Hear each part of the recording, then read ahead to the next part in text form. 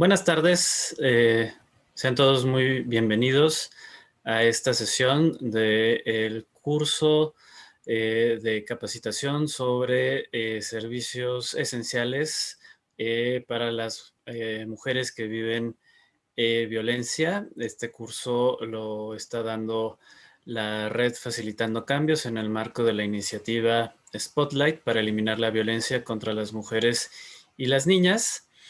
Y esta sesión está dirigida al funcionariado público en los municipios de Ciudad Juárez y Chihuahua, en el estado de Chihuahua. En la sesión de hoy estaremos con el primer tema del módulo de salud, que corresponde al tema de la perspectiva de género en salud. Y para dar la sesión de hoy nos acompaña nuestra experta, Verónica Terrazas. Verónica Terrazas es psicóloga feminista. Ella estudió en la Escuela Libre de Psicología y tiene una maestría en psicoterapia clínica por el Instituto de Estudios Superiores y Formación Humana, y también es especialista en la atención psicosocial a mujeres en situación de violencia de género y prevención y atención de la violencia sexual contra niñas, niños y adolescentes.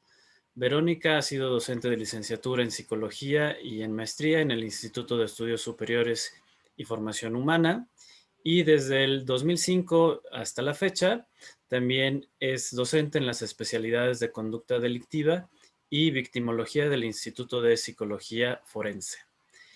Es expresidenta del Consejo Social de INMujeres y es cofundadora del Observatorio de la Participación Política de las Mujeres, perdón, del estado de Chihuahua en el 2014. Ahí trabajó como especialista en análisis y evaluación de proyectos y acciones para transversalizar la perspectiva de género, y ha también sido presidenta del Centro de Intervención en Crisis Alma Calma AC, cargo que mantiene desde el 2011, y es cofundadora y coordinadora de la Escuela de Formación Feminista Chihuahua desde el 2017. Sin más, yo le daría aquí la palabra a nuestra invitada, a Verónica, para que ella dé la exposición sobre el tema que nos convoca hoy, la perspectiva de género en salud. Adelante, Verónica. Hola, ¿qué tal, José Manuel? Pues primeramente muchas gracias, y muchas gracias a la red Facilitando Cambios por haberme hecho esta invitación de compartir con ustedes un poquito acerca del trabajo para incorporar la perspectiva de género en el área de salud. Y bueno, voy a empezar a hacer voy a presentar unas diapositivas para irnos guiando en esta charla, ¿no? Y bueno, pues como ustedes saben, este es el primer tema del módulo de salud, y es importantísimo tener claro la perspectiva de género en esta área de salud. Sí, pero en este sentido, quizás la pregunta es un poco obvia, pero no quisiera iniciar sin hacértela. Pero, ¿cómo es esto de la perspectiva de género en salud? ¿Qué busca o para qué sirve hablar de género en salud? Sí, muy bien. Pareciera muy obvia la pregunta, pero no es nada obvia, porque ya se habla mucho de la perspectiva de género, y de hecho mucha gente está a favor o en contra de la perspectiva de género y tiene sus opiniones, pero ya si les preguntas, ¿qué es la perspectiva de género? ¿Para qué sirve? ¿O a qué te lleva? Realmente nos damos cuenta que hay muy poca gente que sabe, o no la suficiente, ¿sí? Entonces, creo que nunca queda de más esta pregunta con la que tú estás abriendo el tema. Y bueno, tenemos que tener muy claro, yo sé que ustedes ya tomaron un módulo inicial donde se vieron los conceptos básicos, y sí me gustaría retomar claramente a lo que nos referimos cuando estamos hablando de qué es la perspectiva de género.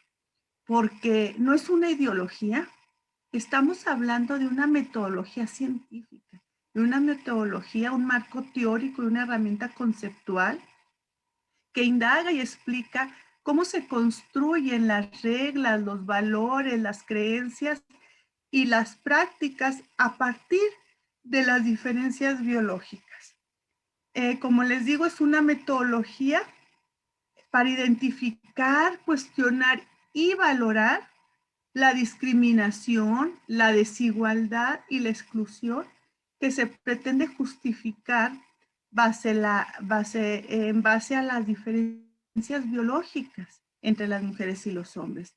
Pero no solamente se queda en el entender y alcanzar a ver qué es lo que está pasando con las desigualdades entre hombres y mujeres, sino que también establece y plantea acciones a emprender sobre los factores y las condiciones de cambio que permitan avanzar en la construcción de esta igualdad de género. Y para esto nos tiene que quedar claro que la perspectiva de género básicamente busca 4 cosas. La primera, estamos hablando de desnaturalizar. ¿Qué quiero desnaturalizar? Bueno, pues las explicaciones sobre las diferencias entre hombres y mujeres basadas en la idealización de los aspectos biológicos y la negación de la influencia social. ¿A qué me refiero? Ejemplos muy básicos, que por ser mujer tú tienes que saber cocinar. O que quiero desnaturalizar el hecho que por ser hombre pues le tiene que saber al motor de un carro. Y eso no es así, no viene por genética, ¿sí? Sino que por la experiencia se aprende. Entonces, eso es lo que tenemos que naturalizar primero, alcanzar a ver cuáles son los factores biológicos específicos de nuestro sexo y separar todas las condiciones sociales que por tantos años se han manejado de manera conjunta. Otro punto fundamental que busca la perspectiva de género es comprender, o sea, si ya desnaturalizamos esto, ¿qué vamos a comprender? Bueno, pues que los conceptos a través de los cuales las diferencias biológicas entre los sexos se convierten en desigualdades sociales y o sea, al convertirse en desigualdades sociales, limitan el acceso equitativo de mujeres y hombres a los recursos tanto económicos como políticos y culturales. Entonces, cuando alcanzamos a comprender que las mujeres no están en el mismo piso que los hombres, empezamos a analizar formas diferentes de poder trabajar o tratar o hacer que todas las personas tengan los mismos tratos. Pero eso vamos a ir un poquito más adelante. Otro punto importante que tenemos que hacer que tenemos que tener claro que busca la perspectiva de género es, ok, ya desnaturalicé, ya entendí que es algo bien complejo, que es estructural, que tiene muchos siglos estableciéndose, pero bueno, ¿y ahora qué? O sea, no nomás, pues estamos fregados, no, sino ahora qué vamos a hacer. Entonces es identificar vías y alternativas para modificar la desigualdad de género y promover la igualdad jurídica y la equidad de mujeres y hombres. Un poco más adelante vamos a establecer exactamente a qué nos referimos con esto. Y por último, punto específico de lo que se busca en la perspectiva de género es visibilizar la experiencia tanto de hombres como de mujeres en su condición de género, contribuyendo a una mirada más integral e histórica de sus necesidades, intereses y contribuciones al cambio. Si se dan cuenta, la perspectiva de género no es cosa de mujeres, es cosa de todas las personas. Nos conviene a todas las personas. ¿Por qué? Porque en la manera en que vamos a ir trabajando con las desequidades e injusticias del trato a diferentes personas, vamos a encaminar una cultura de paz. Muy bien, pero y digo, me queda muy claro por lo que nos expones que que la variable género no es un asunto, digamos, biológico, es un asunto cultural, es un asunto sobre cómo organizamos nuestra vida, de cómo vivimos hombres y mujeres. Pero también es un tema complicado, ¿no? Porque no siempre alcanzamos a ver las cosas en las cuales el género influye en nuestras vidas o influye en cómo organizamos nuestro trabajo. Te preguntaría, Vero, ¿en dónde vemos estos anclajes o estas aristas del género? Y como qué tipo de prácticas son las que nos van construyendo estas desigualdades y estas cosas que hombres o mujeres podemos o no podemos hacer o no nos damos permiso de hacer. Esta es, creo que una pregunta muy sustancial porque, ojo, aun y cuando estamos hablando de transversalizar la perspectiva de género en la salud y que a lo mejor estamos enfocadas en servidores y servidoras públicas, en el que tienen que hacer este trabajo porque viene por ley de hacerlo con perspectiva de género. Pero la cuestión y la dificultad de esto es que para hacerlo en tu trabajo, para que de veras pase, lo tienes que introyectar, lo tienes que vivir tú como persona, antes como que trabajadora. Entonces, puedes entender de qué se trata la transversalidad de perspectiva de género, de qué se trata la perspectiva de género en la salud, pero si no la vives, si no deconstruyes tú en lo personal, en tus relaciones, con tu pareja, con tu familia, con tus amigos y amigas, en tu sociedad, es muy difícil, imposible, que lo vayas a llevar a cabo en tu trabajo. Entonces, tenemos que, en primer lugar, por eso es tan difícil y quisquilloso este tema, porque tienes que voltear a verte a ti.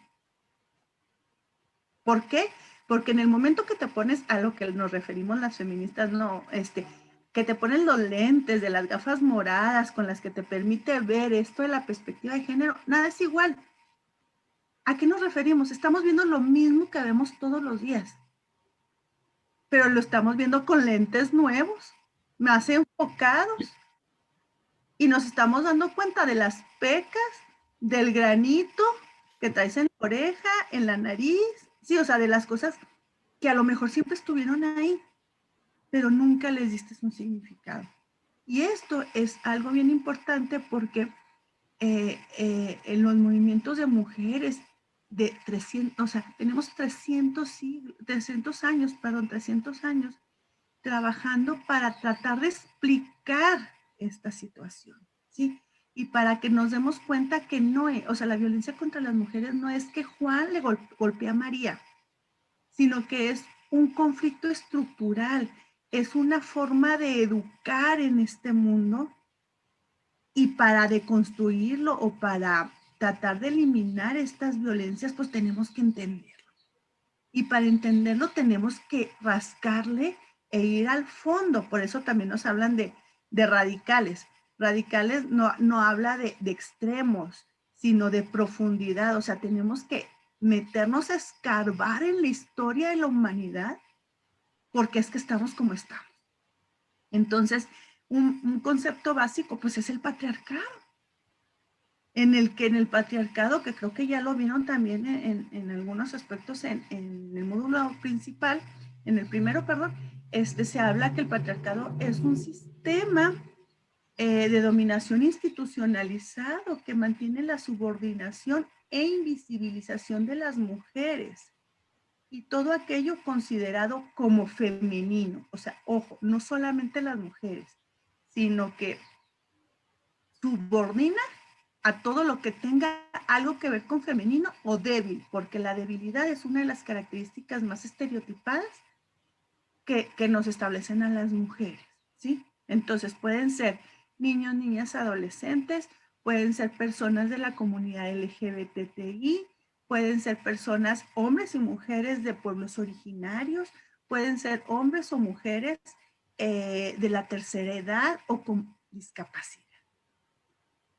Okay. Entonces se abre el abanico, ¿no? Entonces, aquí se crea una situación de desigualdad estructural basada en la pertenencia determinante del sexo biológico, ¿sí? Y todo esto, lo más grave es que todo esto, por un orden simbólico, ya a estas alturas no te lo tienen que decir como tal, sino que mediante mitos, religión y lenguaje y varias instituciones que fueron creadas para esto, se reproduce esa superioridad en esta estructura, que viene siendo, o sea, la familia, la educación, el medio de trabajo, los aspectos culturales, la religiosidad y obviamente algo muy importante que no podemos quitar del dedo del renglón, los medios de comunicación. Entonces, a través de todo esto, hay acciones y hay actitudes que lastiman mucho a las mujeres principalmente, pero que apoyan a que este patriarcado siga igual o sea, que sea difícil de quitar y difícil de cambiar. Esto es, uno, el machismo, ¿sí? El machismo, que es un conjunto de actitudes y comportamientos que violentan injustamente la dignidad de las mujeres en comparación al hombre. Ojo, habemos mujeres y hombres machistas, no solamente los hombres son machistas. ¿Por qué? Porque venimos de una cultura machista, de una cultura violenta. Y puede ser de varias formas. O sea, yo aquí voy a dar ejemplos que puede ser como es hostil o benevolente. El machismo hostil es que se ve venir desde la calle de enfrente. O sea, ejemplos claros, ay, tenía que ser mujer cuando va alguien manejando y la riega, ¿no? O sea, ya en el área de salud, pues si está alguien que está ahí, tiene que ser enfermera. O sea, a lo mejor es una médica, pero pues es más fácil pensar que es enfermera. Y, señorita, aparte eso es decirle señorita, a las enfermeras les dicen nena, chiquita, señorita, ta, ta, ta. Y a los enfermeros no les dicen así. Enfermero. Sí, exactamente, sí. Por ejemplo, el androcentrismo. Todos los sistemas, o sea, el sistema de derecho está hecho de los hombres varones para los hombres varones, ¿sí? El sistema de salud igual. Si volteamos a ver desde las facultades de medicina cómo están estructuradas y cómo se transmite esta jerarquía ya en el sistema hospitalario, en el sistema así como de todo el desarrollo de la salud pública, está estructurada de una manera androcéntrica. A nivel internacional se tiene muy claro que la salud ha sido investigada primeramente para salvar la vida de los hombres varones, ¿sí? Porque ejemplos básicos, los métodos anticonceptivos. Fíjense, los métodos anticonceptivos, así como, pues, ¿quién quiere no embarazarse? Pues entonces hay que la mujer se tome la píldora o que la mujer se ponga el DIU, ¿sí? O que la mujer se ponga el parche. En lugar de pensar que la mujer solamente tiene un periodo pequeño donde puede ser embarazada y los hombres pueden embarazar todos los días, a todas horas. Entonces, ¿a dónde tendría que estar dirigidos los métodos anticonceptivos? ¿Sí? También los métodos de concepción. O sea, a lo mejor se ha visto que muchas de las veces los hombres son los que tienen algún tipo de problema con el esperma y desgraciadamente todos los procesos son bien lastimosos, pero lastimosos para el cuerpo de las mujeres por años para poder quedar embarazadas, ¿sí? Entonces, ahí nos damos cuenta, entre otras cosas, ¿sí? Por ejemplo, la ginopia es una palabra que casi nadie conoce y es importante tenerla en cuenta porque es el no ver la parte de las mujeres en la historia, ¿sí? El no ver que somos más de la mitad de la población, siempre lo hemos sido en todo el mundo y que no es posible que no creamos que nunca fuimos a las guerras, que nunca acompañamos de muchas maneras todas las revueltas o todas las manifestaciones por conseguir la dignidad de las personas, ¿sí?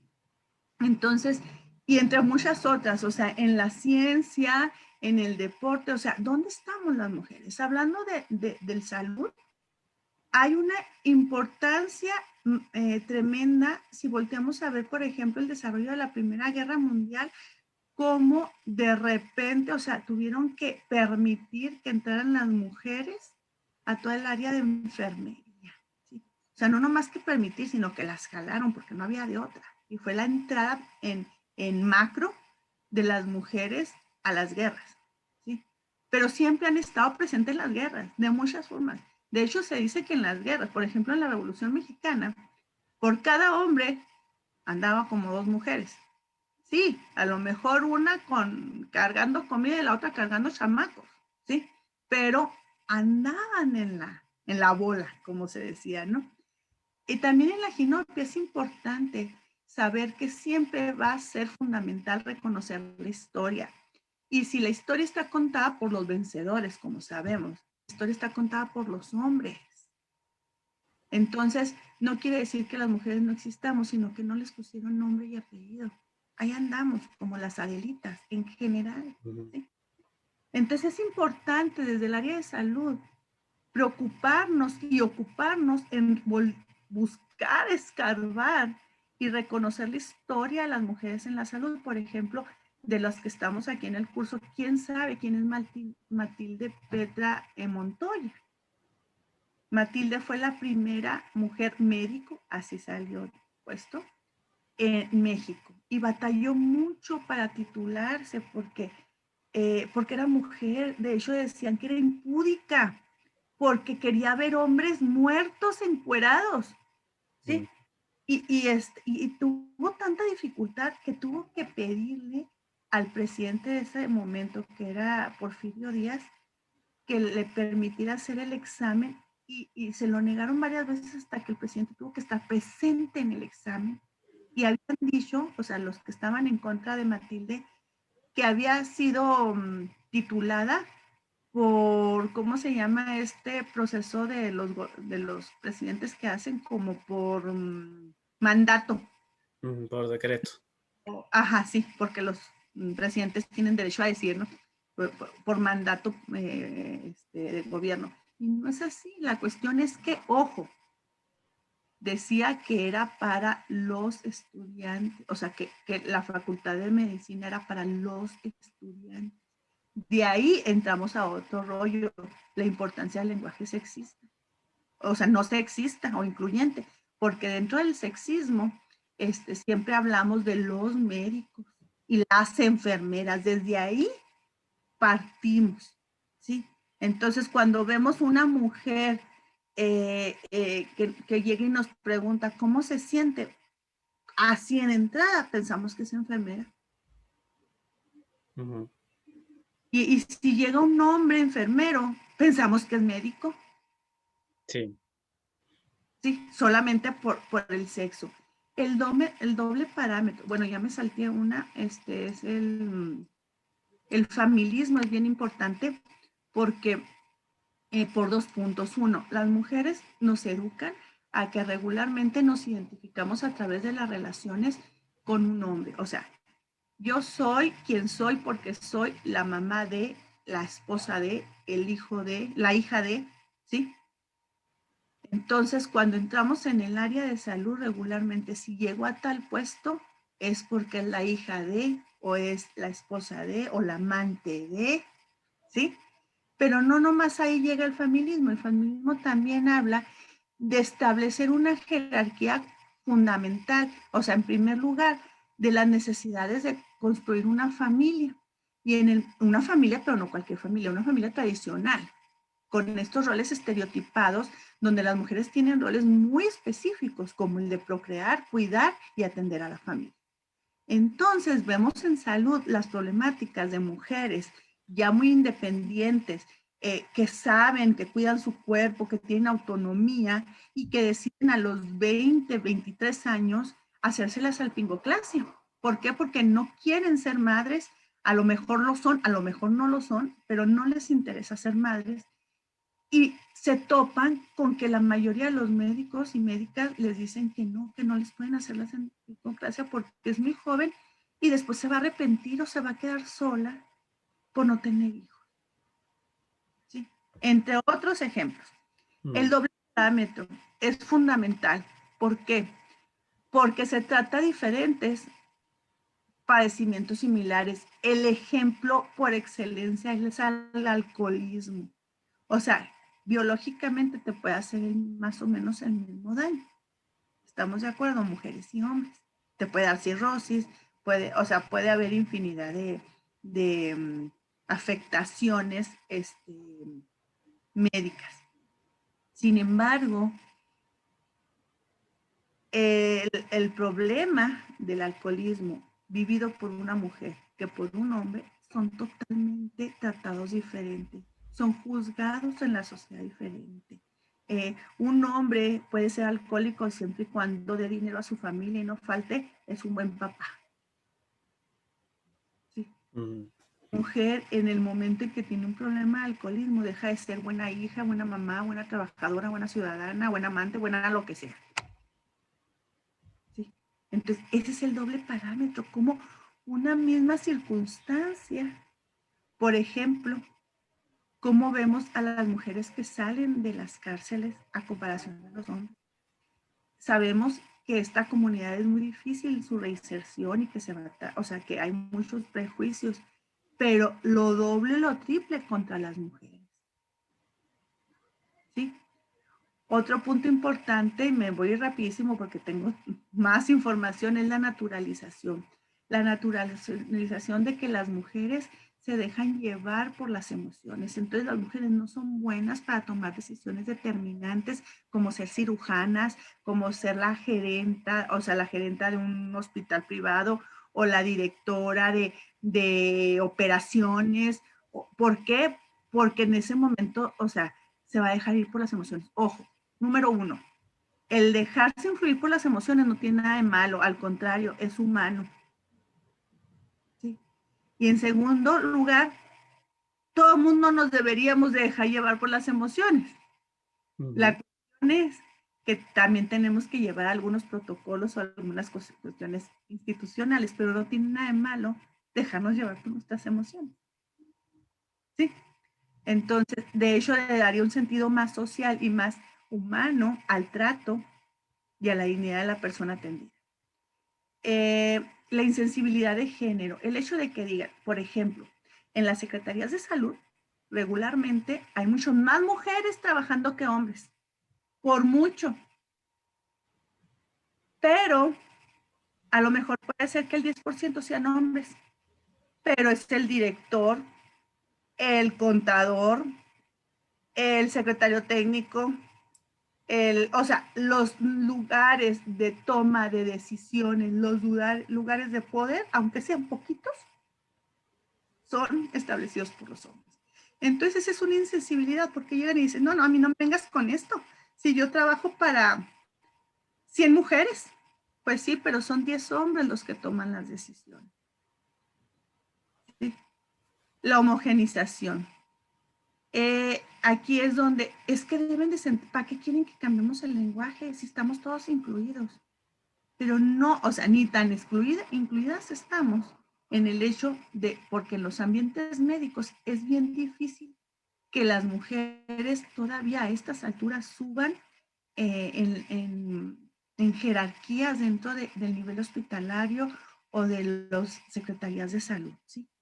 Hay un poco de poder de los hombres y también, ojo, existe mucho lo que es el acoso y hostigamiento sexual, tanto para estudiantes de medicina como para las doctoras. ¿Quieres aprender a hacer una operación? ¿Quieres tener oportunidad de verme operar? Pues déjate toquetear. Y estos, o sea, hemos tenido experiencias y foros con mujeres que están en todos los niveles de medicina o de salud y hablan de estos rituales hoy, o sea, el año pasado, o sea, no estoy hablando de siglos o años anteriores, ahorita pasa. Yo tengo una compañerita, una conocida muy cercana que muy inteligente, que entró a primero de medicina, no reprobó, o sea, hizo todo el primer semestre, pero se sale porque no toleró la forma en cómo los maestros médicos tratan a las mujeres. O sea, cómo hace la diferencia entre el trato a los hombres que a las mujeres. Pero aquí todos somos iguales y el lenguaje es para todos y te tienes que sentir incluida. Entonces es como subterráneo la violencia, ¿no? Y por terminar, la sobregeneralización.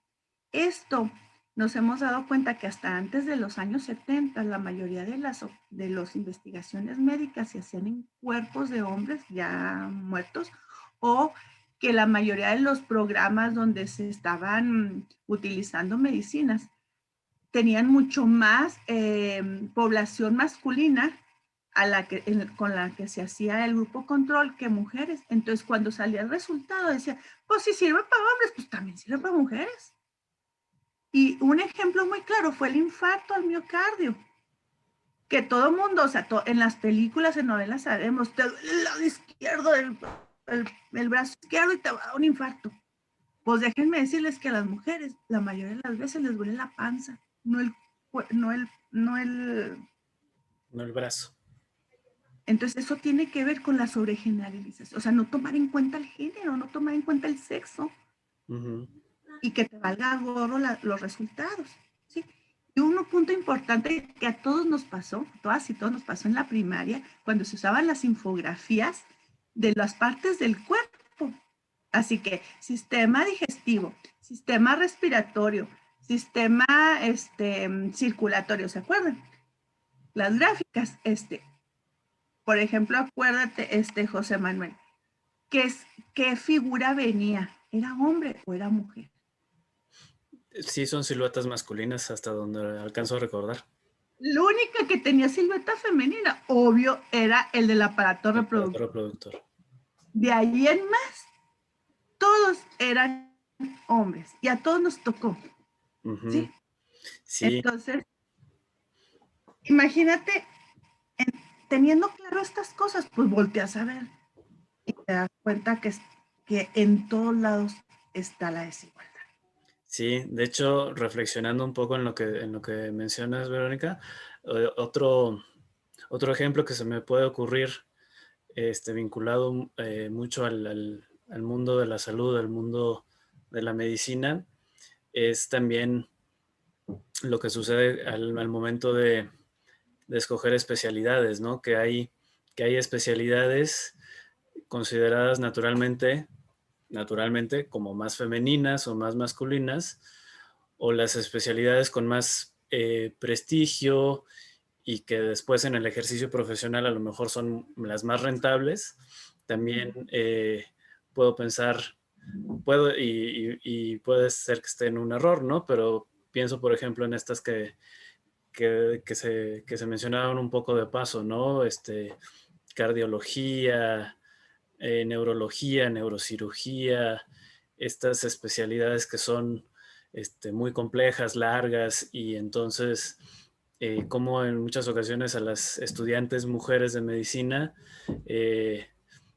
sutil o no tan sutilmente las encaminan, las impulsan hacia otras especialidades que a lo mejor no son las que desean, pero que son en teoría más acordes, ¿no? con lo que va a ser su vida, sin saber cuál es el proyecto de vida de cada una, ¿no? Y que eso no debería de ser un tema, ¿no? Pero que es otra forma un poco sutil, pero que todavía es bastante común, o lo que mencionabas de los altos cargos, ¿no? Y espero no equivocarme, pero si no recuerdo mal, la primer secretaria de Salud Federal del país fue la doctora Mercedes Juan, y eso tiene muy poquito tiempo.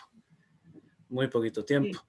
Entonces, pues también ese es otro ejemplo, ¿no? Muy, muy claro de cómo, aunque hay algún avance, hay cosas en donde nos hemos movido, todavía persisten muchas desigualdades, ¿no? Y en ese sentido, ¿cómo ves tú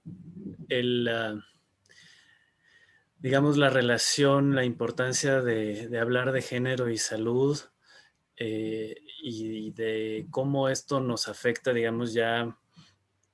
Tú pusiste algunos ejemplos muy, muy, muy buenos de la vida cotidiana, pero Pero ¿cómo nos afecta el género y la salud en México? A lo mejor, ¿cómo nos afecta hablar de género y salud en Chihuahua? ¿Cómo nos impacta? ¿Cómo es un tema, digamos, de política? Y cómo entra, o sea, cómo baja desde el sistema, o sea, desde el macrosistema hasta el día a día de las personas. Creo yo que, bueno, aparte de, cuando nos damos cuenta de todo esto que les estuve comentando y que fue de rapidito, porque hay ejemplos así como para aventar para arriba, eh, tenemos que tener claro que desde la Declaración Universal de los Derechos Humanos en el 48 se establecen muchos derechos, pero ahorita vamos a hablar del derecho a la salud y está el derecho a la igualdad. ¿Sí? Entonces, por ejemplo, cuando hablamos del derecho a la salud, estamos hablando, ojo, que incluye el acceso oportuno, aceptable y asequible a servicios de atención de salud de calidad suficientes. Y también el derecho a la igualdad, que estamos hablando de todo ser humano debe ser reconocido como un igual ante la ley y disfrutar de todos los derechos, sin discriminación por motivo de nacionalidad, raza o creencia o sexo, ¿verdad? Aquí me faltó.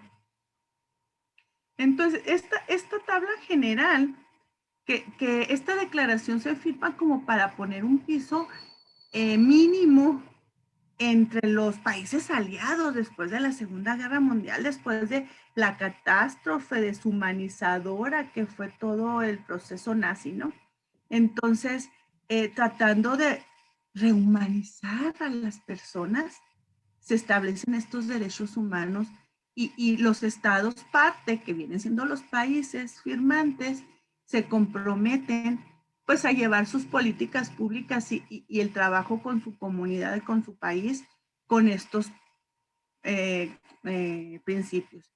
Entonces, y esto se reafirma en el primero con los objetivos del milenio, que fueron hasta el 2015, desde el 2000 al 2015, y ahora con los objetivos de desarrollo sustentable, que se supone que es un pacto que se hace a trabajar del 2015 al 2030 para que la mayoría de los países cuenten con lo mínimo indispensable para garantizar la dignidad humana. Entre ellos, pues dos de los objetivos sustanciales, bueno, todos son importantes, ¿verdad? Pero a lo que nos referimos ahorita es al objetivo 3, que es salud y bienestar. Porque, ojo, la salud no solamente habla de la ausencia de alguna enfermedad, sino habla del bienestar. Dice garantizar la vida sana y promover de todos y todos a todas las edades. ¿Sí? Y el objetivo, el 5 habla de lograr la igualdad entre los géneros y de empoderar a las mujeres y a las niñas. ¿Por qué?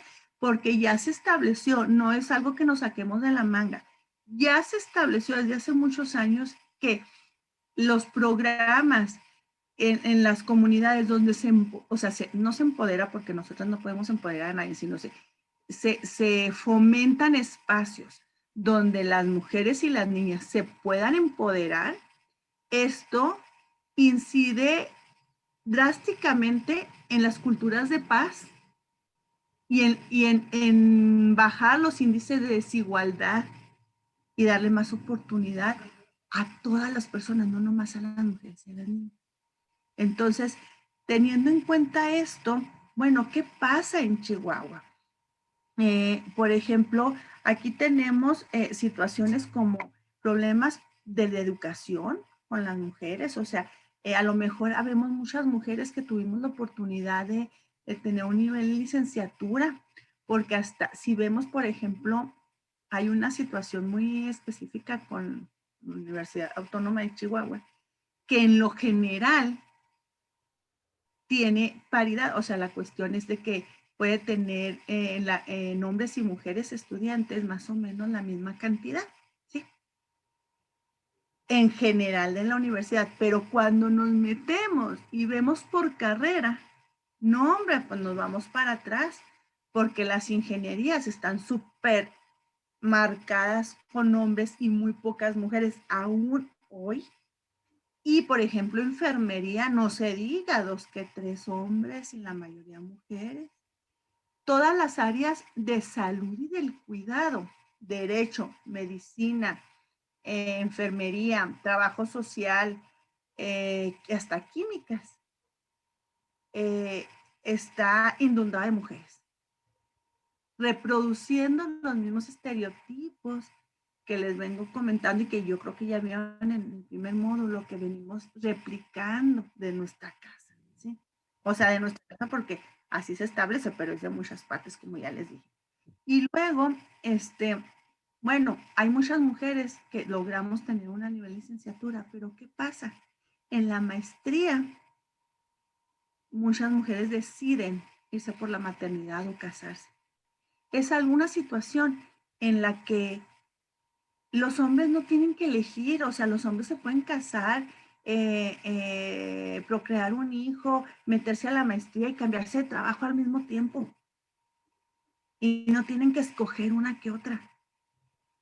Y nosotras todavía ahorita tenemos que escoger o le entro a la maestría o cuido bebé, o atiendo casa, o me meto al trabajo. Tenemos dobles o triples jornadas. ¿Para qué? No hay una igualdad de resultados, porque aunque yo haya sido la primera en salir de mi generación de ingeniería electromecánica o mecánica, no me van a contratar y no voy a ganar lo mismo que otro de los ingenieros mecánicos, aunque yo haya sido la mejor. Las mujeres que han incursionado en estos ámbitos han tenido que ir por mucho en la delantera sobre los hombres para ser tomados en cuenta. Otro problema muy focalizado de la ciudad de Chihuahua, bueno, en otras partes también se da de la frontera, o sea, son las maquilas, ¿sí? Entonces, ¿cómo las maquilas impiden, ojo, impiden que las mujeres, o sea, los horarios maquileros, el funcionamiento de las maquilas, aunque te den servicio médico, de las prestaciones de ley, pues ¿para qué quieres seguro si no tienes horario en el que vas al seguro? Porque los horarios de trabajo no se, no concuerdan, o los horarios de descanso tuyo no concuerdan con los horarios de atención del servicio médico, ¿sí? Entonces, es solo así como que las que tienen. En Chihuahua, la mayoría de las mujeres, o sea, hay una gran cantidad de mujeres jefas de familia y que la mayoría no tenemos un trabajo con seguridad social. El autoempleo es muy regular en las mujeres.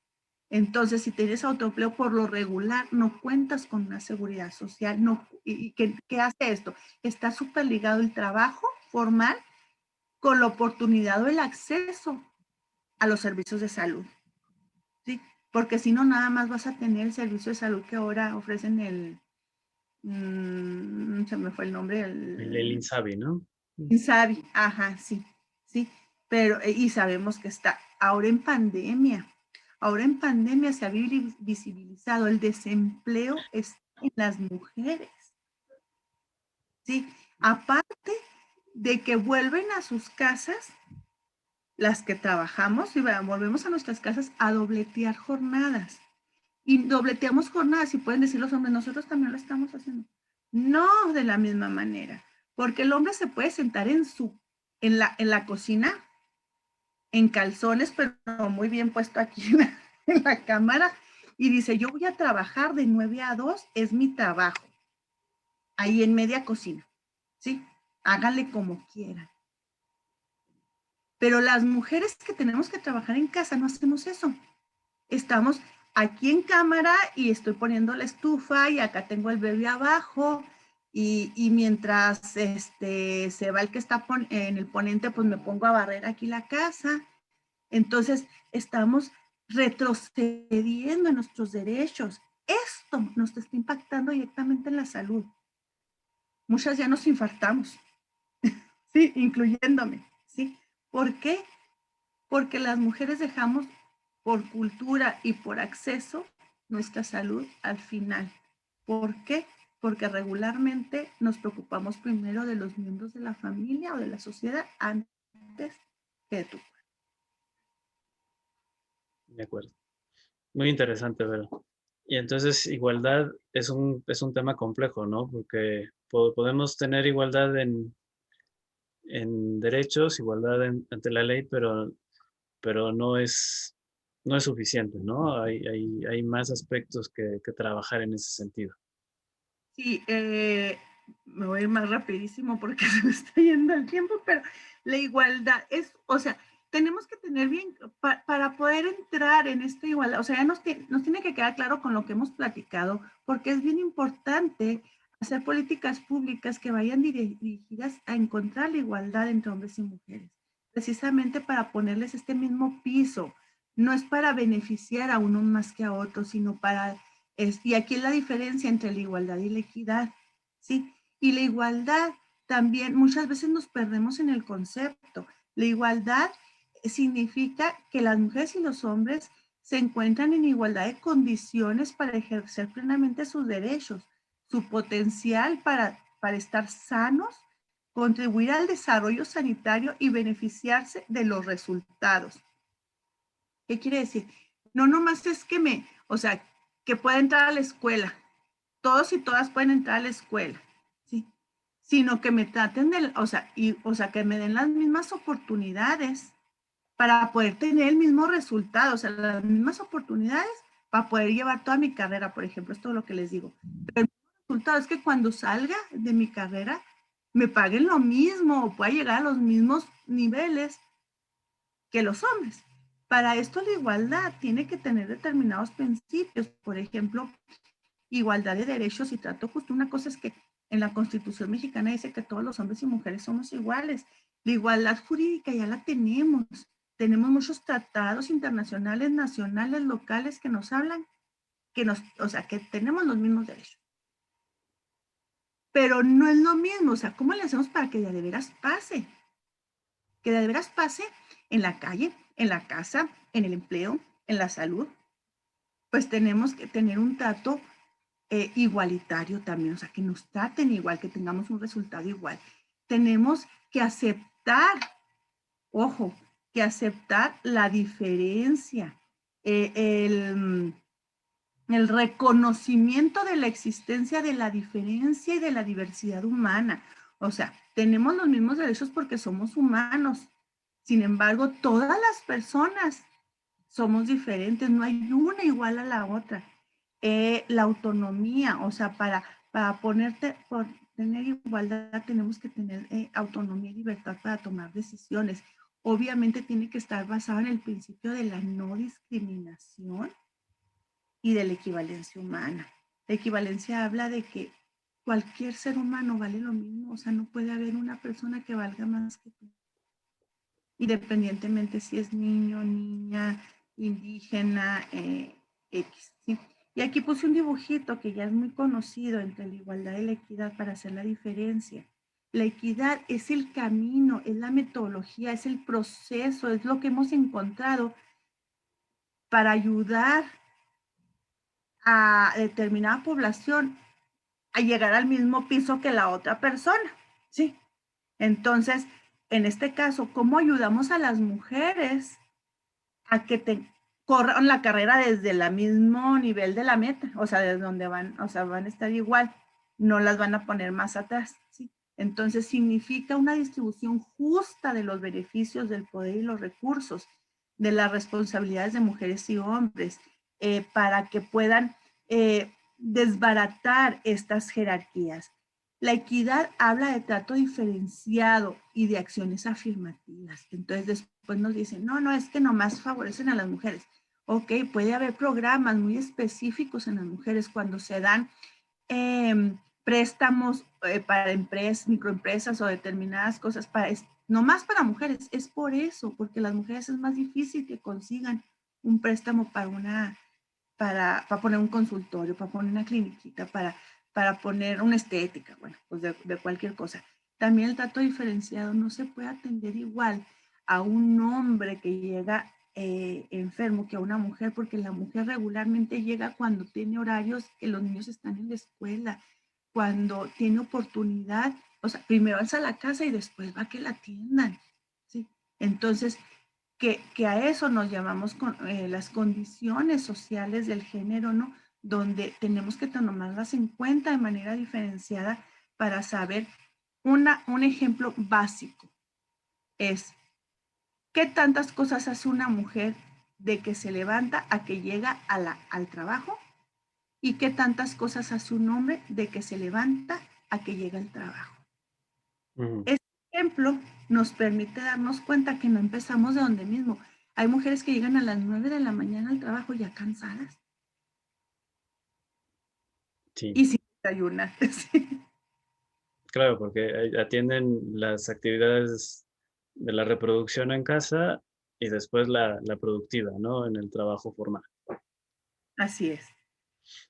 Y, y Verónica, ¿cómo, digo, es muy claro, ¿no? Igualdad y equidad son conceptos complicados, no son lo mismo. La equidad, como decías, es el camino y a lo mejor la igualdad es la meta, ¿no? Pero ciertamente son dos cosas distintas y entonces, pues la pregunta que nos hacemos, o la pregunta que digamos que es muy relevante en este curso y para los colegas de salud es, y bueno, ¿y cómo vamos construyendo las políticas públicas que necesitamos, ¿no? ¿Cómo se ven, cómo se miran, qué tenemos que hacer para construir esas políticas para que en materia de salud podamos ir avanzando?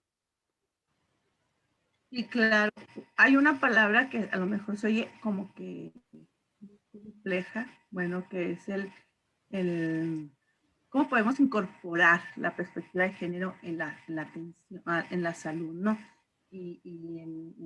Bueno, primeramente en la salud. La cuestión aquí es que tenemos que alcanzar a ver que todos estos condicionamientos sociales nos hacen diferentes.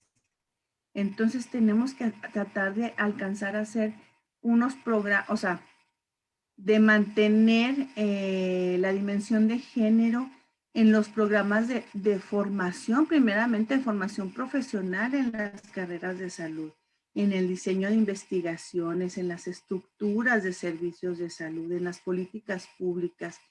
El análisis de género en la salud es fundamental para alcanzar a entender la atención a la interacción de los factores biológicos y socioculturales. Tiene que ir siempre acompañado de la búsqueda de la equidad de género. O sea, alcanzamos a ver los factores biológicos determinantes y socioculturales. Bueno, vamos a ver qué caminito sirve para uno y qué caminito sirve para el otro. Es importante el acceso para todas y todos en la atención sanitaria, eliminando estas barreras injustas, innecesarias y evitables.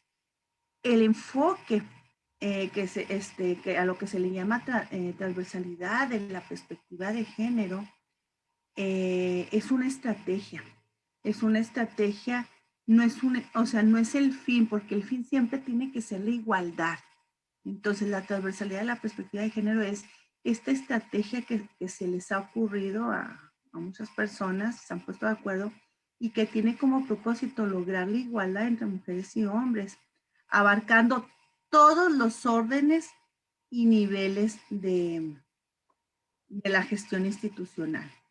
Y debe de ser asumido en todos los aspectos operativos, todos los aspectos de gestión, de implementación, de evaluación, obviamente con una perspectiva de género.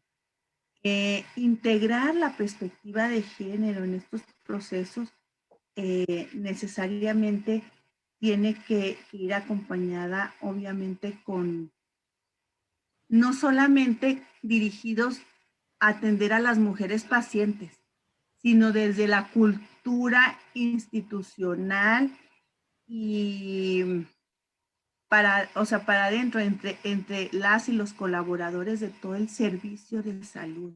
Porque como les decía yo al principio, no puedes atender a una mujer con un trato preferencial, con perspectiva de género, transversalizando todo lo que te dicen acá institucionalmente, si tú tratas de manera misógina a tu compañera, o si hay acoso y hostigamiento en el área laboral, o si corren a la enfermera que salió embarazada, o que no tienen contratos legales, o sea, contratos formales y no tienen servicio médico trabajando en un hospital. O sea, pasan cosas así de esos niveles en todos lados. ¿Sí?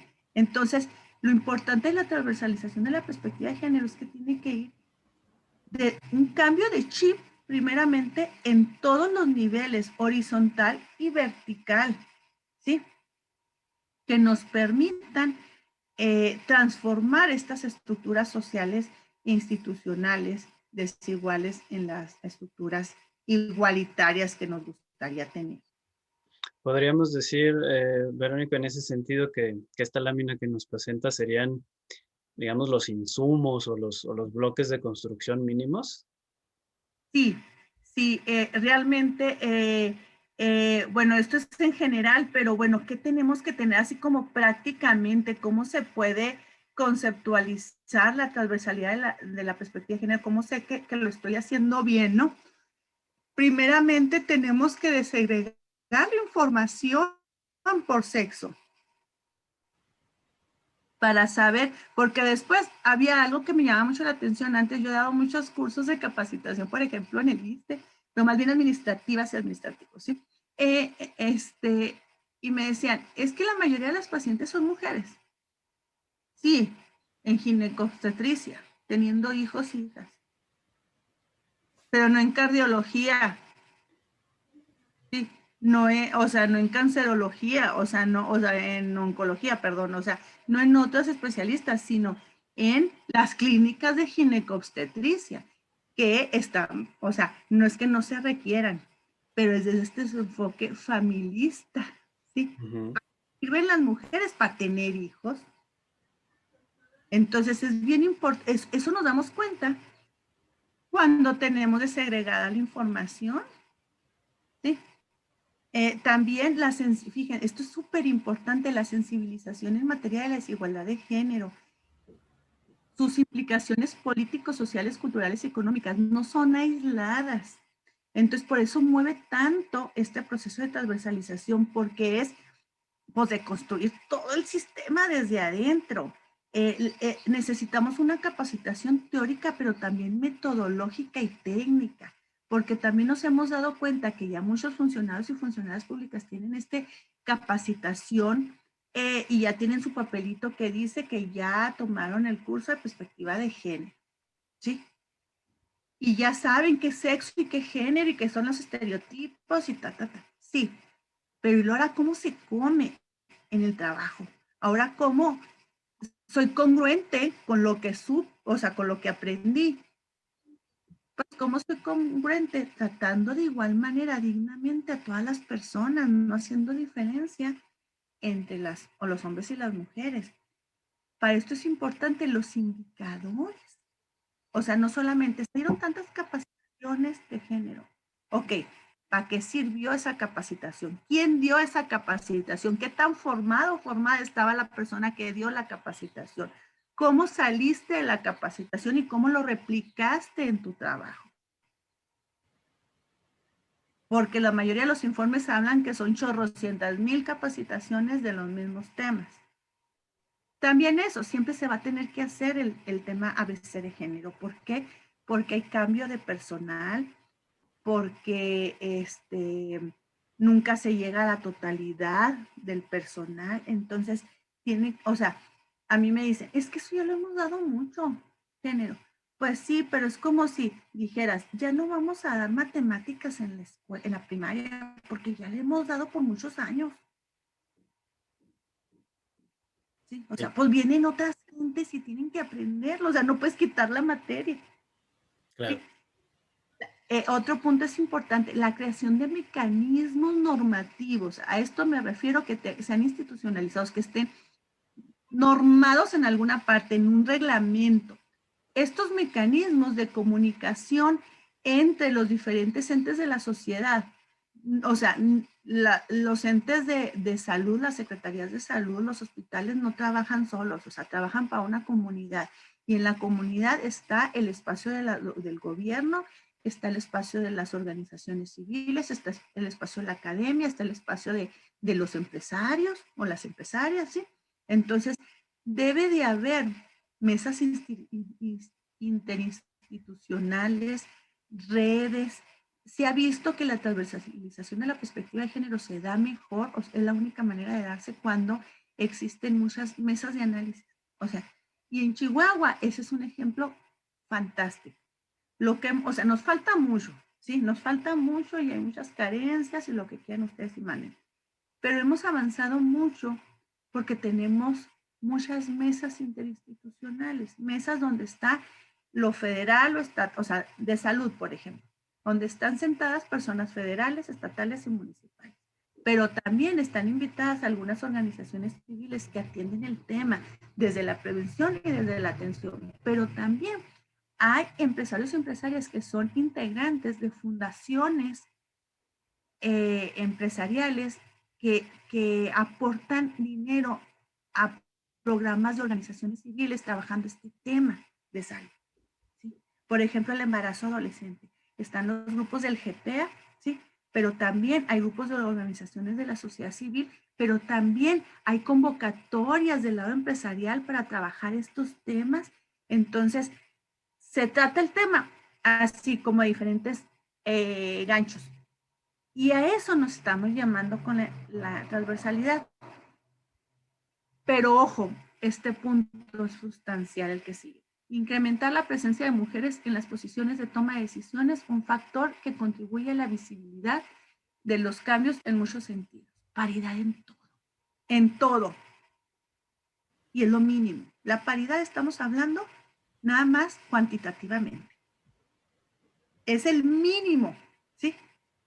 Pero mucha gente lo ve muy adverso o lo ve muy agresivo hacia los hombres. ¿Sí?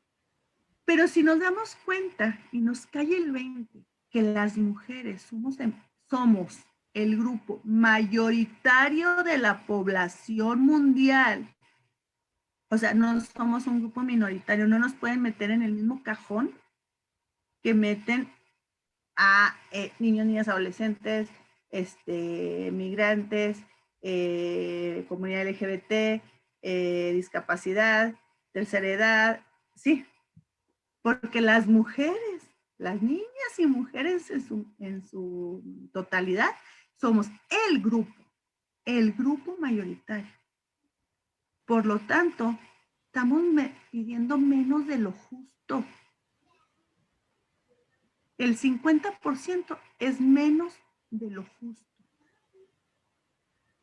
Y cuando alcanzamos a ver esto, ya no se nos hace tan impactante el querer que de una comunidad médica, por ejemplo, en los hospitales hay un comité ético que llevan los problemas de salud, donde hay situaciones, por ejemplo, cuando necesitan interrumpir un embarazo, cuando necesitan desconectar a una persona o determinada situación.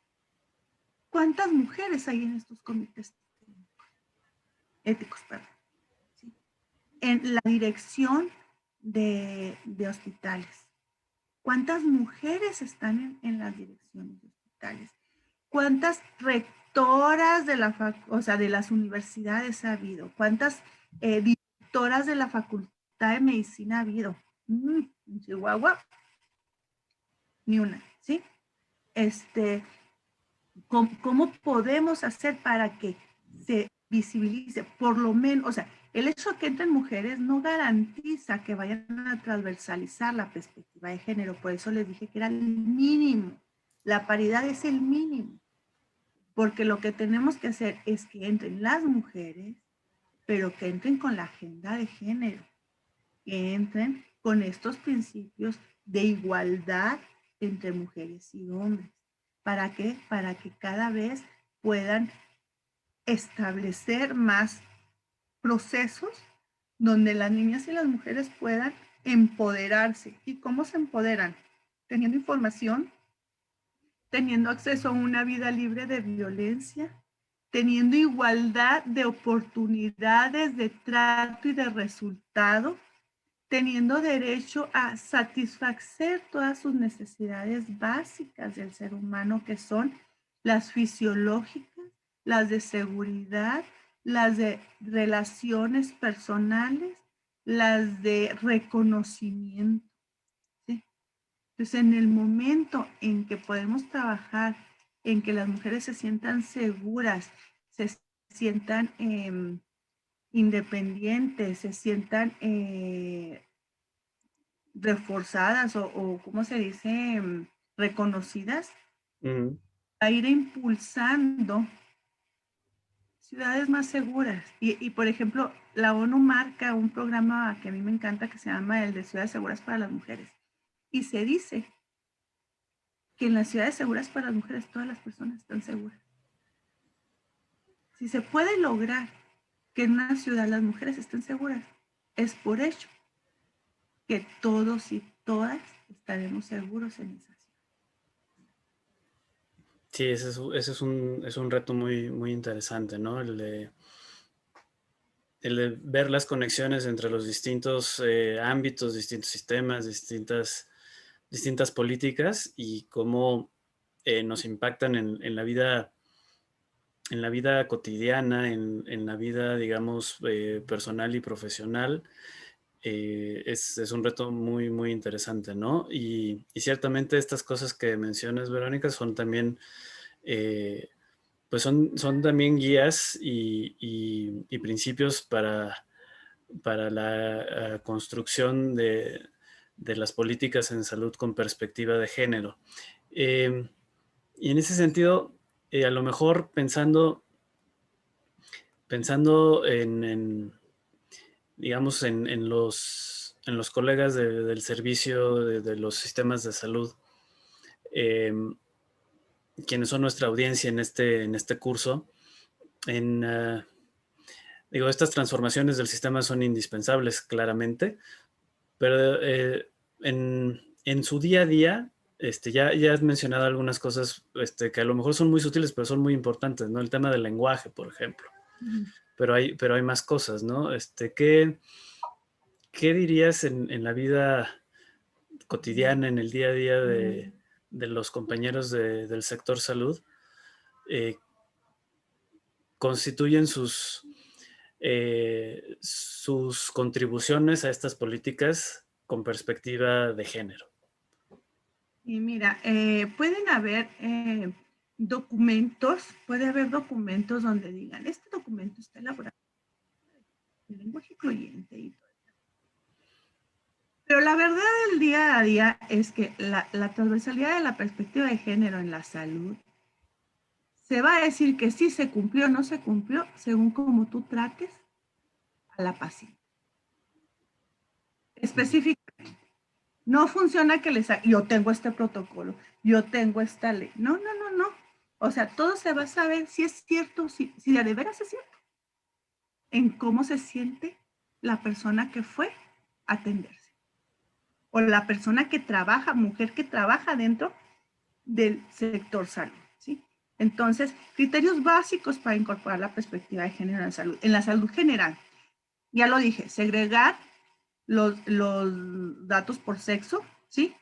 Utilizar un lenguaje incluyente y no sexista, ¿sí? Obviamente que ya hay cursos y hay guías que nos apoyan en este sentido y creo que también en este curso va a haber algo específico.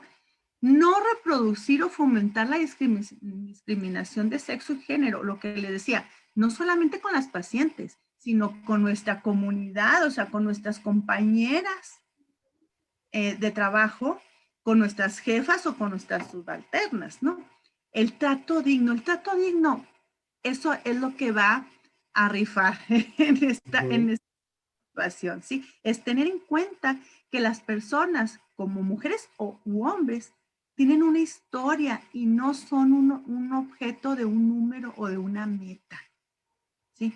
No es la paciente número 850,000, ¿sí? sino es María López de la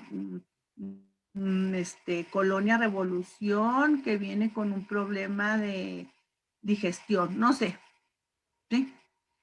Fomentar el cuidado de personas enfermas que no lo, o sea, que lo realicen entre todos los integrantes de la familia, la corresponsabilidad del cuidado, ojo, porque de repente decimos, dile, a la próxima te traes a tu esposo, te traes a tu mamá para decirle cómo te tiene que cuidar. ¿Sí? No, o sea, nos toca, o sea, al enfermo, a la enferma, pues le toca agarrar su responsabilidad de su cuidado y también de sus redes de apoyo, y muchas veces, pues con los que cuentan, pero no tirarle o sea, echarle la responsabilidad a los roles establecidos de cuidado de las mujeres que están a tu alrededor. No reproducir los estereotipos y roles de género tradicionales en los productos comunicativos que se utilizan para la promoción de la salud y difusión de las medidas preventivas. Ojo, hace poquito, no mucho, hace algunos años, hubo un panel nacional sobre la importancia de la leche materna. Ujú. ¿Sí? Y el foro eran puros hombres. Aunque tú no hayas entrado al foro, nada más con haber visto el meme, o sea, el hecho de la foto de todos los hombres y el titular, dices, eso está mal. Y todavía ni siquiera ves si tuvieron razón o no en lo que dijeron. Pero de entrada estaba mal, porque no había representatividad de las mujeres. ¿Sí? El hecho de que, por ejemplo, me llamó la atención el otro día, fui a una médica, una ginecóloga particular, y ellas tienen una clínica de gestación, pero estaban los 3 hombres doctores en medio y 2 mujeres y 2 mujeres. Todas doctoras y doctores, pero como en medio los hombres, o sea, en la mera foto te dice algo simbólico, te transmite un ideal simbólico. También el hecho del lenguaje, o sea, estamos hablando de salud sexual y reproductiva de las mujeres, y todos tenemos que venir a hacernos el examen ginecológico. ¿Todos? Sí. Entonces, por ejemplo, el problema de cómo se batalla para decirles médicas a las mujeres. Aparte de porque su título dice médico. ¿Sí? Pero si eres mujer, ¿cómo vas a ser médico? ¿Cómo vas a ser arquitecto? Ujú. Y todavía, por ejemplo, aquí en Chihuahua es bien difícil. Es bien difícil. Y ahí se da cuenta cuáles mujeres de la medicina trabajan perspectiva de género, porque es por ahí por donde empiezan a nombrarse diferente. ¿Sí? De acuerdo. Otro punto es bien fundamental, es promover la salud de la mujer como un fin mismo, no para beneficiar a otros, decirle, señora, se tiene que cuidar para que cuide a sus hijos. Deje de fumar porque no les va a durar a sus hijos o a su esposo. No, no, no, no, no. O sea, deje de fumar porque a usted le va a fallar algo, ¿sí? Entonces, enfocar el centro de la salud de las mujeres, pues tienen que ser las mujeres, nadie más. ¿Sí? Alentar a los hombres a que participen en actividades comunitarias tradicionalmente delegadas a las mujeres, promover la salud y las medidas en diferentes espacios donde convivan los hombres o las mujeres, porque regularmente promueven la salud, por ejemplo, afuera de las escuelas, donde están las mamás esperando a los niños del kinder, o en espacios que saben que son las mamás, ¿sí?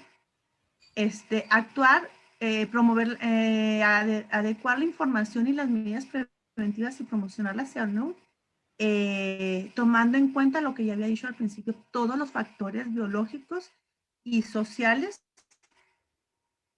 que pueden vulnerar de manera diferente a las personas. Esto nos permite entender cómo podemos transversalizar la perspectiva de género. Muy bien. Y por ejemplo, Verónica, ya también como para ir dando el cierre de nuestra plática, em, todas estas cosas son muy, muy importantes y van a permitir que el sector salud en su conjunto pueda responder de mejor manera y tenga lo que a veces, pues, por no tener un mejor término, decimos es un punto ciego, ¿no? Cosas que no alcanzamos a ver porque no tenemos los lentes adecuados, ¿no? Los lentes morados que tú mencionabas al principio de la sesión, que son lentes que te permiten ver cosas que de otra manera quizás muchos compañeros y compañeras del sector las ven como normales o es lo que siempre ha sucedido.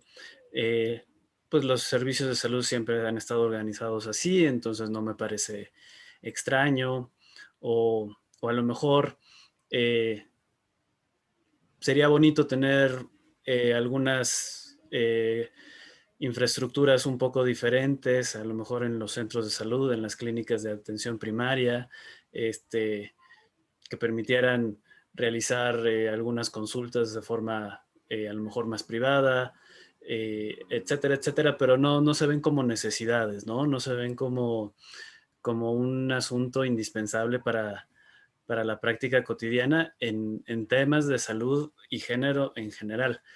Pero quisiera preguntarte y ya como para ir preparando las siguientes sesiones de este módulo de salud y para entrar, digamos, propiamente a lo que sucede con el tema de la violencia, te quisiera preguntar, Verónica, ¿cómo pueden los colegas, las colegas del sector salud,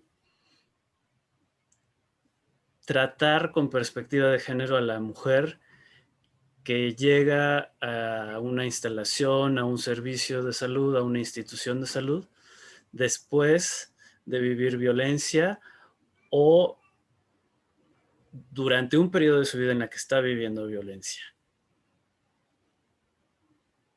Y esa pregunta para cerrar esta intervención, porque estos datos que dije yo ahorita, bueno, es para cualquier persona que vaya a pedir, vaya al servicio, ¿no?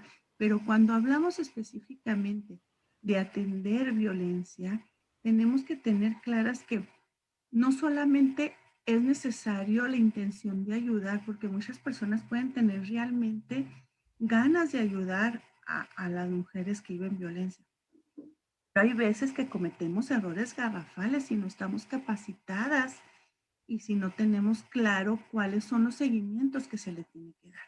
Entonces, número uno, contar con capacitación, o sea, si me lo estás diciendo a mí, o sea, yo no soy quien pone las reglas en la institución, pero yo me doy cuenta, o sea, también hay una corresponsabilidad. Si yo estoy en un espacio y a lo mejor no ha llegado ahí desde una indicación gerencial que me tenga que capacitar para atender violencia contra las mujeres, yo lo puedo hacer de manera independiente, ¿sí? Es parte de mi profesionalización, ¿sí?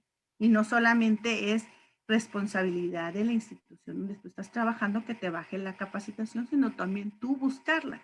Entonces, primeramente necesitamos contar con una capacitación básica sobre cómo acompañar. Y esto hablo no solamente de médicas y médicos, enfermeras, las personas que en recepción, las que te toman, el policía, al policía que puede haber en la puerta, las secretarias o las que hacen las citas, o sea, cualquier persona tendría que tener un mínimo de capacitación para atender a mujeres en situación de violencia, tener un mínimo de claro cuál es el marco legal, cuáles son, o sea, por lo menos los nombres de las leyes o de qué más o menos se tratan las leyes que enmarcan la exigencia como servidor y servidora pública, y yo tengo que atender a esta persona de manera adecuada. Las normas de salud nos ayudan mucho. Existe, por ejemplo, la norma 046 que habla de la violencia familiar y de la violencia sexual, y que lo van a ver en otro momento. Pero también hay otra norma 030, no me acuerdo el número, pero es de cómo se organiza el expediente clínico. Y eso también te permite darte una idea. Hay gente que tiene un chorro trabajando en un espacio de salud y no se sabe ningún tipo de norma, ni se sabe ninguna ley. Entonces, acuérdense que el que no sepamos leyes no nos exime de nuestra responsabilidad. Y yo siempre hago este chiste de es como Hacienda, ¿sí? Ujú. Gente no sabe que tiene que pagar impuestos, pero si no los pagan, ¿qué pasa? Claro. Entonces, de esta misma manera, si tú eres servidor o servidora pública en cualquier espacio donde seas, si eres la intendencia, si eres la de archivo, la de las farmacias, tienes que saber, es una corresponsabilidad, no nomás que vayan y te digan, sino tú buscar a que estás comprometida. Otro punto importante es promover las acciones de prevención de violencia de género contra las mujeres. En todos lados se tiene que promover porque siempre hay prevención. O sea, puede ser que tú traigas indicadores de una violencia emocional, una violencia psicológica, pero puedes prevenir que pase una violencia física. Si tú llegas golpeada, puedes prevenir un feminicidio. Entonces, siempre hay niveles, o sea, aunque sea un estado de atención de la salud, puedes prevenir cosas que todavía no suceden, ¿sí? Y en punto número 3 es identificar las rutas de actuación para las mujeres víctimas de violencia de género, y primero internas, o sea, ¿qué se hace aquí en esta cliniquita? ¿O qué se hace aquí en este centro comunitario de salud? O lo que sea, ¿sí? O en esta oficina. ¿Qué se hace cuando alguien me abre y me dice, pues a mí me golpean? O yo me doy cuenta que mi marido no me da, me tiene muy, me quita mi sueldo y luego no tengo con qué comprar comida, o no sé, ¿sí? Entonces, ¿qué se hace en estos casos, pero internamente? Pero también qué se hace interinstitucionalmente. Por eso es importante estar en todas estas mesas para poder vincular o sea, la detección, la canalización y el seguimiento de los casos. No todo te va a tocar a ti, pero tienes que saber qué te toca de a fuercitas hacer y qué vas a canalizar. De la víctima, de una víctima de mujer víctima de violencia, jamás puede ser individual, jamás, menos particular. Siempre tiene que ser institucional y tiene que ser multidisciplinario. Por ejemplo, yo como psicóloga particular, yo puedo atender mujeres en situación de violencia, pero yo les digo, tienes que ir a una institución para que estés dentro de este sistema, ¿sí? Para que te tengan cuantificada, para que te tengan, o sea, para que haya un amparo. Entonces, como las instituciones están tan saturadas, bueno, pues a lo mejor yo puedo apoyarte en una terapia semanal, lo que tú quieras y mandes, pero tienes que estar en una institución, ¿sí? Acompañar y orientar a la mujer víctima de violencia. Y esto vamos a quitar muchos creencias con la atención en la salud. Por ejemplo, a mí me ha tocado, voy a un centro de salud, seguro social, y ves que ni siquiera te voltean a ver. Se están en la, ¿qué le pasa? ¿Y qué síntomas tiene? Y moviéndole la computadora, ¿no? Y le voy a dar esto. Y ¡pum! El que sigue, ¿sí? Entonces, con las mujeres víctimas de violencia, ojo, pueden llegar específicamente porque ya tienen determinada la violencia, o pueden llegar con dolor de cabeza, con diabetes, con hipertensión, con un infarto, con un cuadro de ansiedad, y que ustedes puedan detectar que es producto de una situación de violencia. Entonces, lo primero que se tiene que hacer es establecer una relación de confianza, respeto y solidaridad para que la mujer víctima pueda hablar. ¿Cómo se hace esto? Tratarla con amabilidad, como persona respetable, no como niña que no sepa qué hacer o pobrecita, y llamarla por su nombre. No es la mujer violada o no es la mujer golpeada, ¿sí?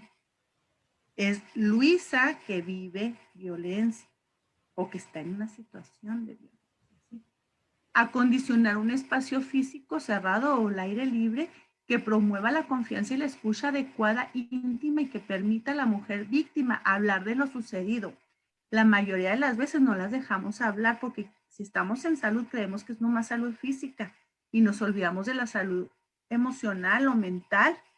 Entonces, a ver, dígame qué le duele, ¿no?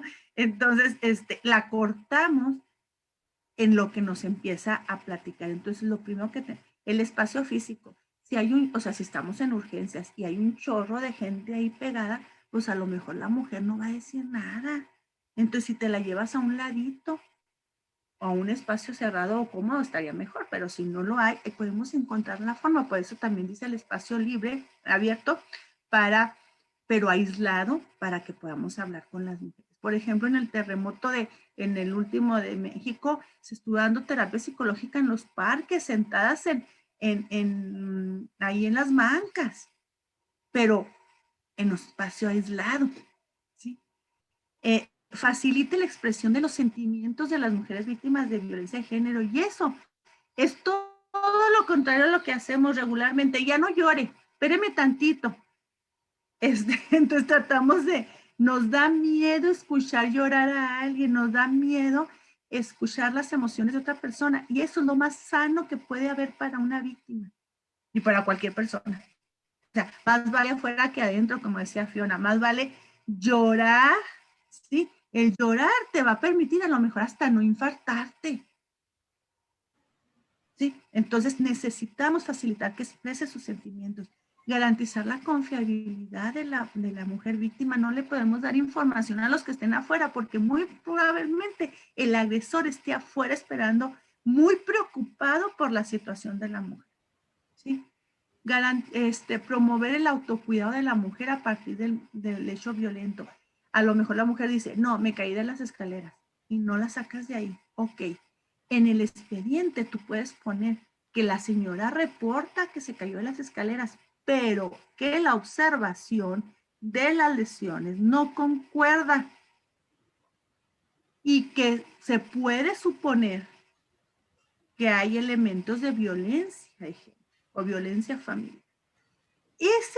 Ese escrito, ese renglón que tú puedas poner en el expediente, es fundamental y ayuda de una manera impresionante en los procesos judiciales, o hasta para poderla meter en un refugio, o hasta para poder garantizarle el pago de su salario si tiene un trabajo formal, y que ella pueda tener una incapacidad por vivir violencia.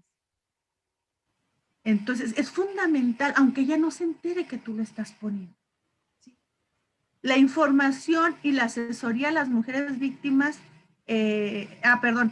facilite a la persona el reconocimiento del impacto, daños y recursos. No hay que minimizar los daños, hay que fomentar el consentimiento informado. Tiene que ser un eje de la prestación del servicio. No podemos dar un paso sin que la mujer diga sí va.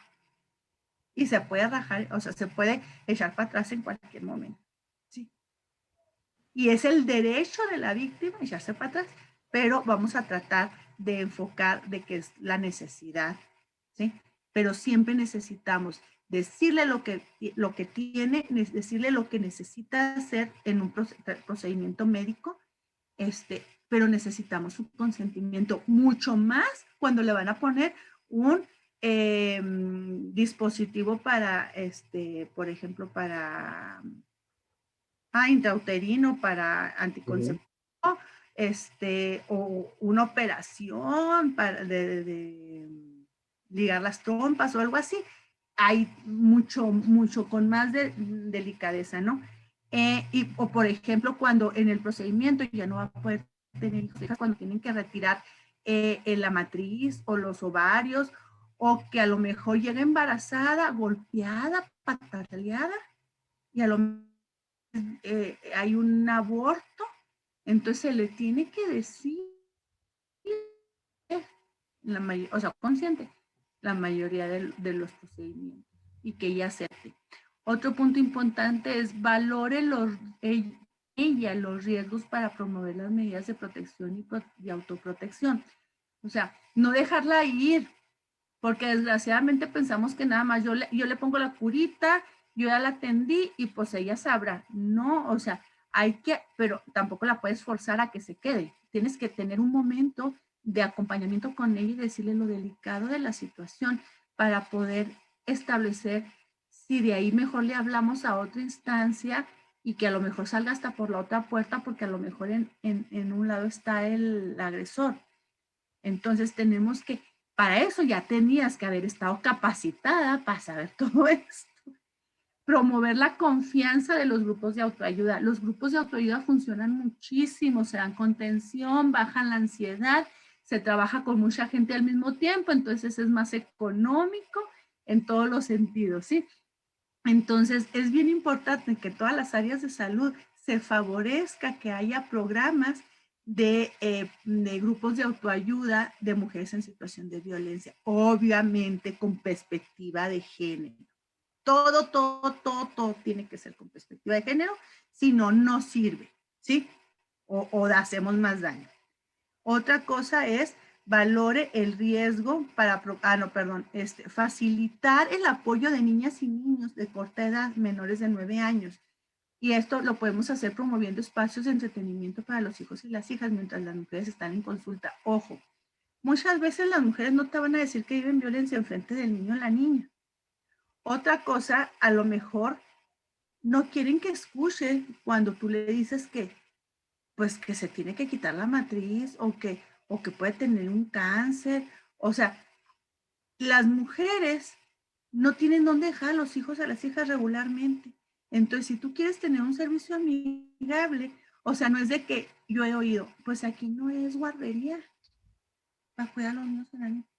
Pero en el momento en que le tenemos que dar un trato digno a la mujer y un servicio amigable es cuídame a mis hijos para yo poderle tener atención a la médica o al médico y qué me está diciendo, aceptar la información y poder tomar decisiones. Entonces, estos espacios no es que chido, tienen un plus, no, es muy importante. Más si es terapia psicológica. Muchas mujeres no pueden entrar a su terapia psicológica porque siempre tienen que estar con un niño. ¿Sí? Otra cosa es informe, asesore y acompañe en la medida de lo posible a las mujeres sobre los servicios a los cuales tiene posible, ya sea hay en la institución o a los otros. Si en la institución no hay, por eso tenemos que mapear los servicios de la ciudad, tanto los institucionales, estatales, federales, municipales, las organizaciones de la sociedad civil, hasta la religiosa. O sea, todo tenemos que mapear para poder acompañar a las mujeres. Las mujeres en situación de violencia no solamente van a llegar golpeadas y no solamente van a necesitar una atención legal o psicológica, van a necesitar una atención de trabajo social que les apoye en conseguir un trabajo, en conseguir una beca para los niños y las niñas, que les ayude para conseguir un aparato ortopédico para el niño que lo necesita. O sea, son infinidad de problemáticas que las tienen atadas, son como grilletes que no les permite salir de la situación de violencia. Y como integrante, esto es fundamental también y con esto voy a cerrar, como integrante de las instituciones de salud hay que reconocer los propios sentimientos que le genera a escuchar y atender a mujeres víctimas de violencia. Nosotros como servidores y servidoras públicas tenemos un impacto en nuestra vida, aunque nos hagamos que no pasa nada. ¿Sí? Entonces necesitamos reconocerlo para poderlo trabajar y acomodar. Llegan a pasar a niveles muy extremos lo que se llama el síndrome de burnout o quemamiento, que ojo, también hay muchas creencias respecto a este síndrome. Este síndrome no le da a cualquiera. No le da a una persona que nomás trabaje por trabajo, porque tiene que trabajar y ahí le tocó, no.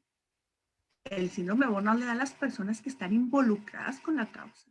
El síndrome de burnout le da a las personas que se sienten desesperadas, o sea, es una desesperanza de que por más que quieren ayudar, se les cierran las puertas y no funciona la institución, no funcionan las organizaciones, no hay para dónde hacerse. Entonces llega un momento del desgaste tal que muchas veces te empiezas a tener los mismos síntomas que las mujeres víctimas que tienes. De acuerdo, muy interesante. Entonces, con esto con esto cierro mi participación. Tan importante es atender a las mujeres y darles un trato digno, como importantísimo es darte un trato digno a ti misma o a ti mismo y atenderte por las consecuencias que puede ser el trabajar con mujeres en situación. Muchas gracias. Pues muchísimas gracias a ti, Verónica. Creo que es esto que nos has compartido es una información muy valiosa y sobre todo me parece que es una información que a los compañeros, compañeras del sector salud les puede, les puede motivar, les puede impulsar a ver y a revisar su práctica cotidiana y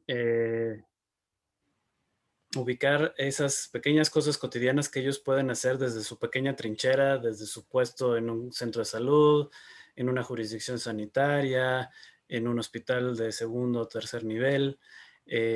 Sería muy, muy importante que en ese sentido esta plática, además de ser una muy buena introducción al módulo de salud, que también los motive para darse cuenta que además de las grandes transformaciones del sistema que se necesitan, que son indispensables, que también ellos en su cotidianidad profesional juegan un papel y que tienen un rol muy importante y que incluso en este tema de la violencia hacia las mujeres es un rol potencialmente transformativo en la vida de una persona que esté sufriendo de esta circunstancia, ¿no? E incluso de sus familiares, como mencionabas, la mayor parte de las mujeres eh, tienen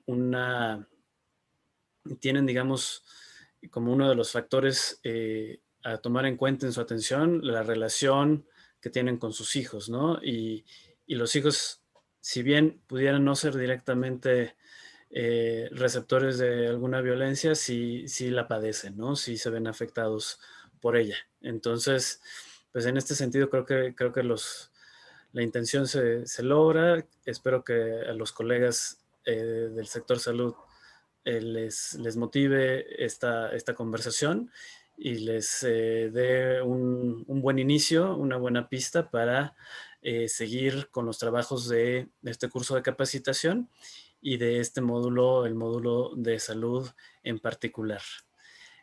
Por último, quisiéramos compartirles los datos de contacto que Verónica nos hizo favor muy amablemente de acercarnos para que los colegas de salud en Chihuahua y en Ciudad Juárez, si tienen algún interés en contactarla a ella o contactar a la asociación civil Alma Calma en la cual participa Verónica, puedan hacerlo y puedan referir los servicios de atención que Alma Calma ofrece en Chihuahua. Y también, pues si hay una inquietud derivada de forma como muy particular de esta plática, que también puedan contactar a Verónica si así lo desean.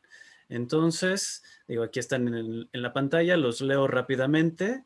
Es el Alma Calma, Centro de Intervención en Crisis AC, cuyos teléfonos son el 614-495-6648 y el 614-443-7677, con dos correos electrónicos, info.almacalma@gmail.com y centroalmacalmaac@hotmail.com.